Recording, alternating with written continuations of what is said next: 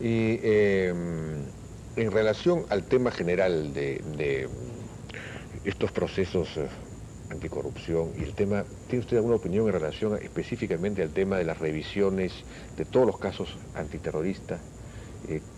¿Qué se puede hacer ahí? Es un problema complicado porque yo creo que efectivamente hay razones de fondo. En ese sentido ya hay opinión de la Comisión Interamericana de Derechos Humanos al respecto. Hay problemas de fondo importantes en cómo se hicieron esos procesos. Esos procesos evidentemente violaron garantías internacionales de derechos humanos. Pero creo que muchísimos peruanos estamos claramente de acuerdo en señalar que no es posible, en función que esas violaciones de derechos humanos hubieran ocurrido, es posible poner en libertad a muchos de quienes efectivamente son responsables de delitos gravísimos en el país y determinadas atrocidades. De modo que no es fácil encontrar una solución al problema. De algún modo, estos casos tienen que ser resueltos o tienen que ser contemplados teniendo en cuenta estos dos hechos, que son hasta cierto punto contradictorios. Sí, pues. Y hay que encontrar una solución de restablecer las garantías en esos procesos y sin embargo no convertir esto en una puerta de escape para quien merece efectivamente estar preso, ¿no?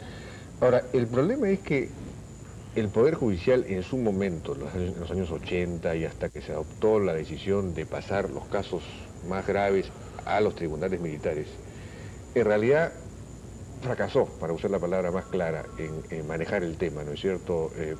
Sea por falta de pruebas, sea por miedo. Los jueces soltaban a los terroristas y esto provocó que los militares intensificaran sus prácticas de ejecuciones extrajudiciales porque ya no confiaban pues en el Poder Judicial.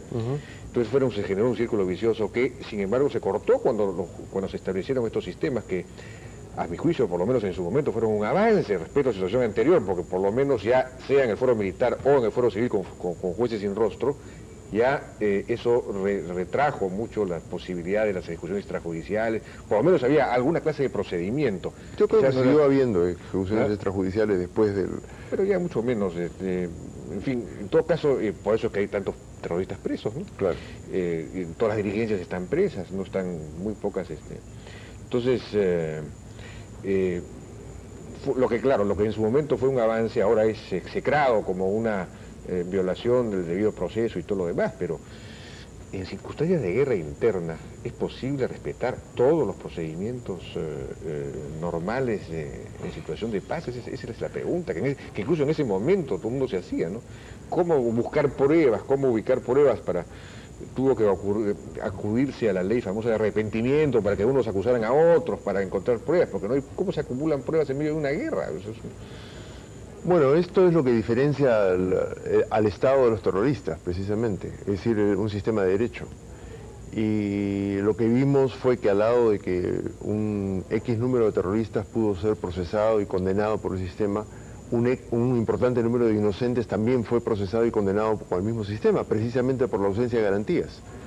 Entonces, yo creo que las garantías se deben mantener, creo que es lo que nos diferencia de quienes tratan de subvertir el orden o quienes desprecian el orden democrático, y deben someterse pues a cierto tipo de ajustes o de exigencias, pero jueces sin rostro o imposibilidad de defensa en términos prácticos, yo creo que es algo que no puede ser aceptado bajo ninguna circunstancia, ¿no?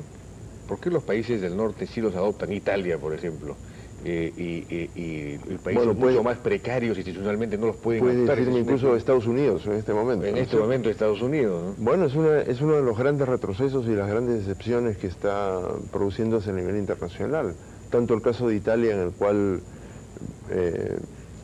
el poder ha logrado aprobar una ley que imposibilita o que traba seriamente la posibilidad de que los jueces juzguen precisamente casos de corrupción.